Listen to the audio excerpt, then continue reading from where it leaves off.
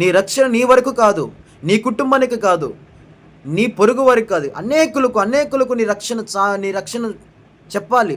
నువ్వు ఏ విధముగా రక్షింపబడ్డావు, ఏ విధముగా నువ్వు అంటే దేవుని యొక్క ప్రేమను పొందుకున్నావు, ఏ విధముగా ఆయన యొక్క కృపను నువ్వు అనుభవిస్తున్నావో నలుగురికి అంటే నీతో ఉన్న వారితో కాకుండా ప్రతి ఒక్కరికి నువ్వు ఒక సువార్తగా నీ రక్షణ ప్రకటించాలి.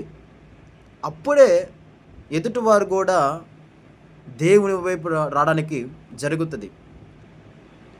ఆ రక్షణ పొందుకొని నువ్వు అలాగనే ఉండిపోతే, రక్షణ పొందుకొని ఇంకా నాకు చాలు, నేను రక్షణ పొందుకున్నాను అని నీ స్వార్థం నువ్వు చూసుకుంటే, మరి మిగతా వారి సంగతి ఏంటి?